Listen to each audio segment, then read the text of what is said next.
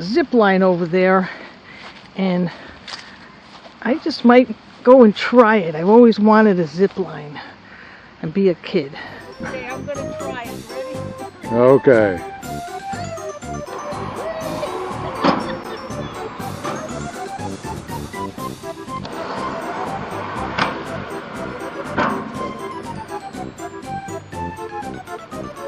And now she's coming back.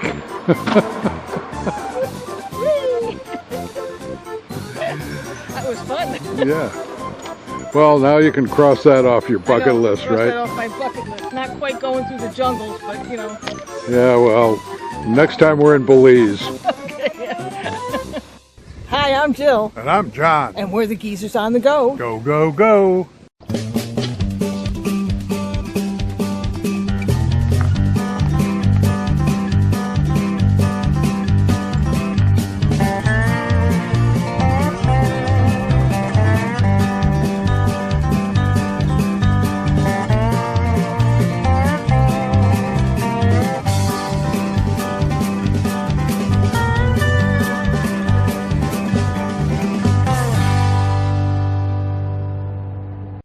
In this episode, we're at Chenango Valley State Park, an Ice Age beauty with 2 glacial lakes, a river, and an 18-hole golf course.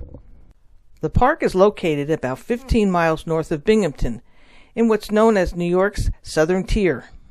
The park has 184 sites arranged in several loops, and 88 of the sites have electrical hookups.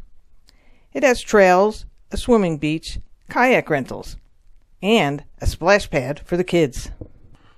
The park's 2 small lakes, Chenango and Lily, offer lots of fishing opportunities, as well as swimming and just plain fun. Plus, there's also access to the Chenango River. We also got a chance to check out the golf course. It's pretty hilly, but we still had fun, even though we're just a couple of duffers. And finally, while there's not a lot to do in the immediate vicinity, the local beer tree franchise has a nearby brewery they call The Farm.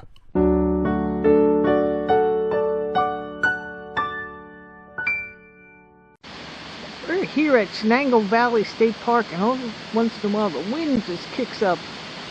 You can hear it.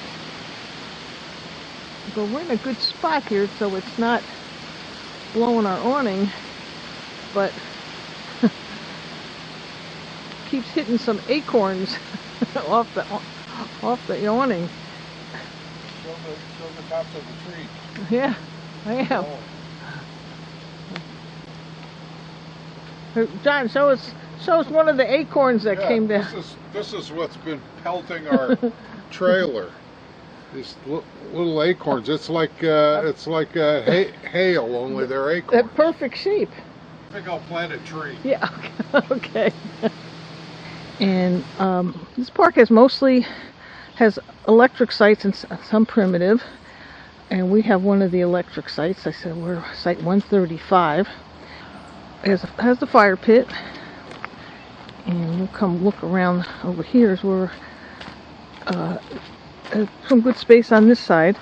And the only slight, not a problem because we have enough cord, the electric box is sort of in the middle of the site right over there. But it's nice because we have goodly space between us and the other person that's here, and he hasn't been here for 2 days. I don't know where they are, but nice and quiet. Lots of trees on the other side. Pretty good site. I'm going to take a little walk around the back of the trailer. John's just relaxing here. And that's what I do best. Yeah, because I have some space here, but you have to be careful that you don't go too far. There's a big cliff. Well, not really a cliff, but it's kind of steep down if you wanted to go down to the bottom. Looks like they recently had a tree fall down there. This is the last loop in this part of Chipmunk. We're in the Chipmunk loop. And there's another big section of the Chipmunk loop that's on the little farther down. But one area has just no hookups, and most of these have all electric. I think I like our site. These are a little close together. But there is a creek back there, but it hasn't rained much, so the water's not running very high. And we got over here 138 and 139. I'll show you one of the nicer sites down here around the corner I thought I liked. This one's 140, which isn't bad, but it's a little lumpy in the middle. It's not real level. But 141, one of the nicer sites here, because it's gigantic. And it looks like it's easy to get into. It's got a big tree, but that shouldn't give any problem. But look how big this spot is. There's nobody behind you there, and nobody to way over there, and hardly anybody next to you. And these sites continue down, and there's another bathroom right there. So if you're over by the 141, it'd be close to the bathrooms. And where you see the people walking over there, that's this other loop of the Chipmunk Loop, and we'll take a look at that a little later. This is the beginning of that loop again, that we're in. That's 118 on those A-liners, and there's nobody really on this side. And you have a big open field there, so if you have some kids and you're on this side, you could easily go and play some ball. And this side here, 119, is pretty big, as is the next one over here. I think is 120. And right across here from this at 123, 124, 125, there's another little teeny playground area. Not much, couple of swings, but a big open grassy area that you can, play some catch, some frisbee. Making our way back along the loop to where we are at 135, there's 128. It's nice and deep over there. And over here we have 129. That one's a little bit on level. These are, again, rocky. These two are kind of close together. And they got a fire going back there, having breakfast. That's 131. That's a little close to 130. I don't think I'd like that one too much. And then kind of close to 132. This Chipmunk Loop has a couple different loops within it. There's one loop down when you first come in that starts at number 60. That's the beginning of this loop. That only has primitive sites, but you're right near a bathroom. But there's a couple different interlocking loops, so we'll take a quick look at some of the other ones, but besides the one by our site. You can fill up your water at dump station as you first come in, and there are some water spigots, but these are the ones I don't really like because they don't have any threads. So if you wanted to pull up your trailer or whatever to fill up, you can't do it. You can only fill up a jug with those. This is another little part of our Chipmunk Loop here. That's Site 60. These sites in here are all primitive. There's no hookups. They're all nice and pretty big, but nothing, no. That's 63 and 64, 65. Obviously, some of these are strictly tent sites. The next little section here goes from 89 to 116, and this has quite a lot of nice wooded sites with very big space. And right here is where there's a nice little playground for the kids, and they give them little signs here, and it says be a junior ranger and be nice. And these are nice wooded sites. We all have electric and fire pits. Some are a little longer than others. Some have a little more shade, but they're all very nice sites.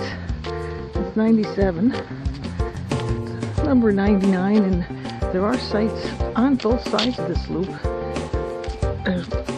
In the inner loop here, these look slightly shorter, the one on the inner loop. The ones on the against the trees are a lot longer. And back up to the tree so there'll be nobody behind you. That's 102. I thought that was a really nice site because it's nice and flat. The sites towards the end of this loop, that's 112. They're a little shorter and probably would accommodate smaller rigs like that pop-up. But if you have kids, it's kind of nice because you got this big grass area behind it, and there's the playground, and then the bathhouse is over there. So I just made it through the end of this big loop. Now, this is sort of the backside of Chipmunk. I don't think a lot of these are primitive sites. There's a lot of tent campers in this loop, but there's a few little trailers here too. People bring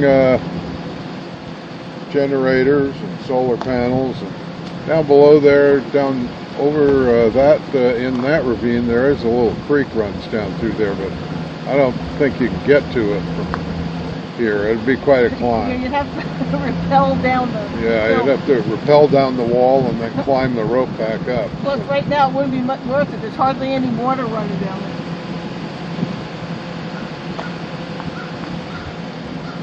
These sites are like in the 170s right here. That was 170, 178 there, 179.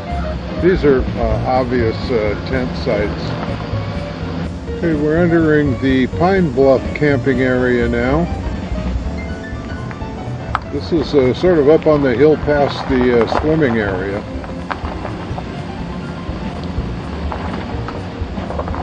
That looks like a camp house there.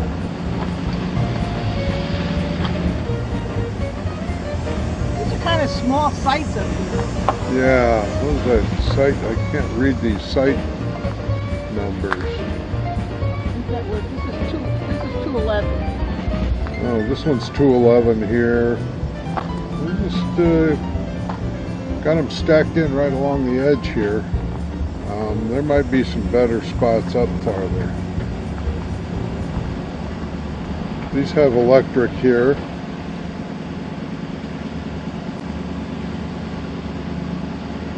There's a bathroom there. This looks like the nicest site right here. Yeah, whatever it is. It's 206, I think. The 206. And then this row here, you got to go straight down. There's no loop. Yeah, I don't know whether you have to back all the way down this road. There's no turnaround at the end of that little road, so.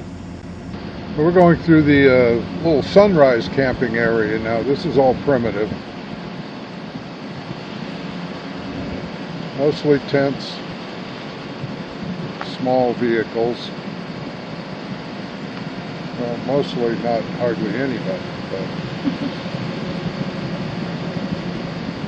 there are a couple of tents on the other side there. Pretty big spaces. Yeah, and it's really nicely wooded. This is 25. 24. And this is 24. That was 22. And up here, see, we got a couple of tents. Yeah, we're headed down the little road out of the Pine Bluff camping area to the cabin colony. And they're sort of tucked down here in the woods. Very cute looking little cabins.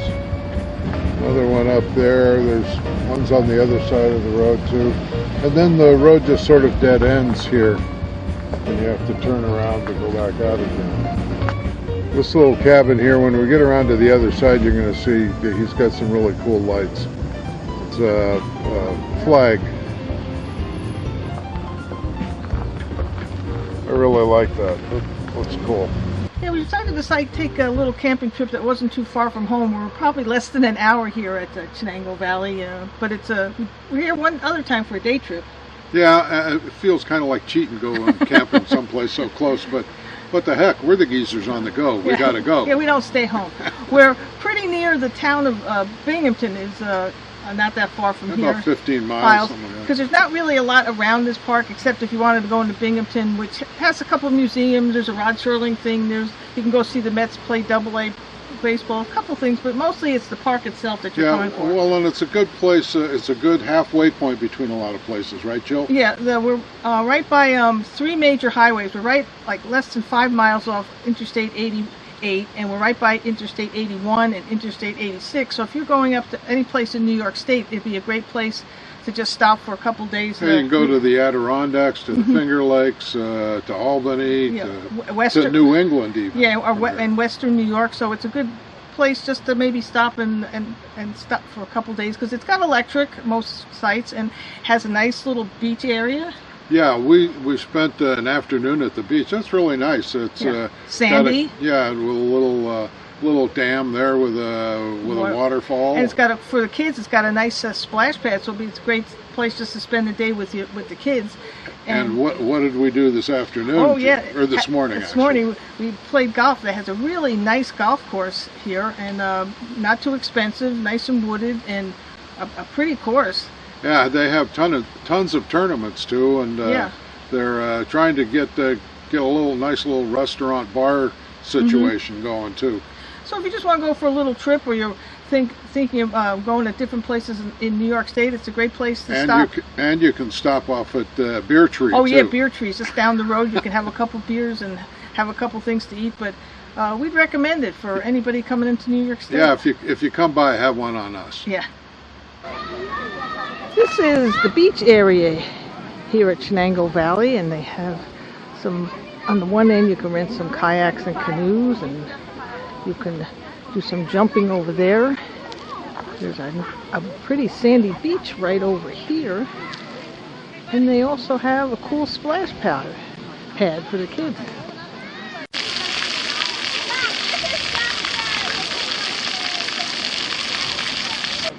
Right next to where the beach area is, there's a little pavilion here where you can rent kayaks and looks like some canoes. And you go right out over to here. You have a little launching area where you can sit down.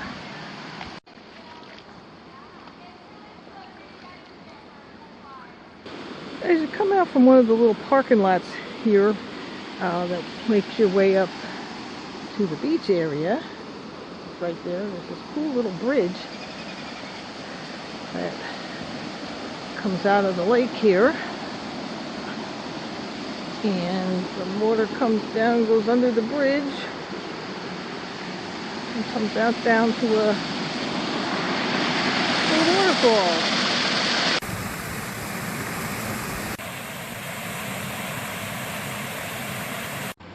If you continued walking across that little bridge over there from the beach, I said there's a nice little wooded area on this side with picnic tables and grills for a little more quieter setting, and there's a little path that goes around that you could go walking or go fishing. The two lakes in the park, Chenango and Lily, are known as kettle lakes, formed by the melting of ancient glaciers. There are trails all around both lakes and a picnic area between them. As you come up the road from the campground to head toward the beach area, on the other side of the road is a little area called the River Launch. And takes you down here by the Chenango River. This looks a little low at the moment. But you can come down here and bring a canoe or kayak and launch it on the river. It's a kind of a nice, quiet stretch of river. And probably got some fish in it as well.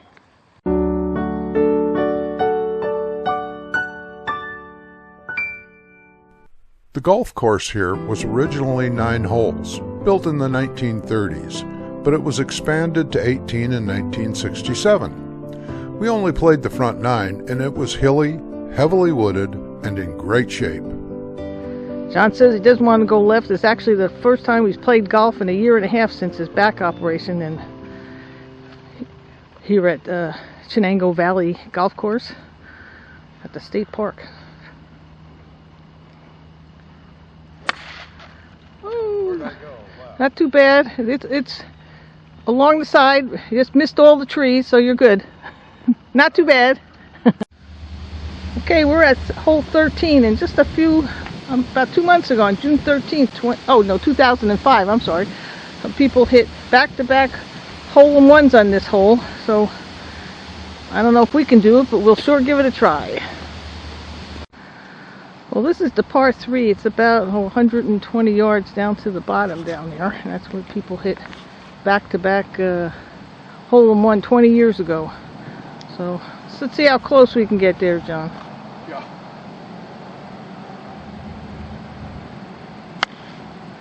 Oh, I don't think it's going to quite make it, but it's right down the middle. Okay, so now it's my turn. Okay.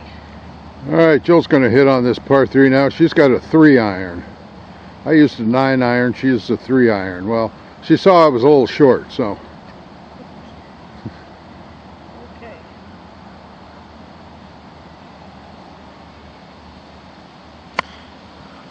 Oh, that's a rainmaker. Oh, hit the cart path. Hit the cart path and took a hellacious bounce, and it's rolling right onto the green. On the green. I don't believe it. You should quit now, Jill. I know. Bounced straight up off the cart path and bounced right to the green. Yeah, she got about a 15-foot birdie putt. Going for the birdie.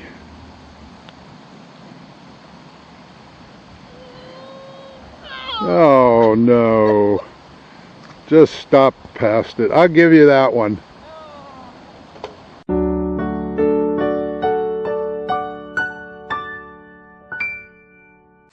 We're here at the Beer Tree. It's just about 4 miles down the road from the campground. And there's a couple other ones. There's one in Binghamton, one in Johnson City that we've been to. But this is a little different. It's sort of out in this nice area. You can sit outside, and there's a nice big room in the back. They have all kinds of different beers and some ciders and some seltzers, and food. So we're gonna test it out. They have a nice little area out here too. You could sit, and they sit on the weekends. They have some music and different specials during the week. So not a bad place to come down from the campground. As you go through the door to the restrooms down here, you can go look at the brewing things back here. Pretty cool, because they do brew some of their beer back here. All right, Joe, what you doing there? I'm looking at what I can have for dinner. There's lots of good stuff. There's tacos. There's something called a rice bowl, a bunch of different hamburgers. They have this other thing called beef on a wet. That's a kind of a bun from up here. And it's also wing night, and they have a prime rib sandwich. So That sounds good. I might have some wings. And my seltzer here, I'm just living large. Yeah, I got my, what do they call that beer? I forget. It's beer. Yeah, beer. Yeah, beer. Okay, no need to get too technical here. Anyway, that'll do it for us at Chenango Valley, at least for the time being. Glad you could join us, and as always, we'll see you down the road.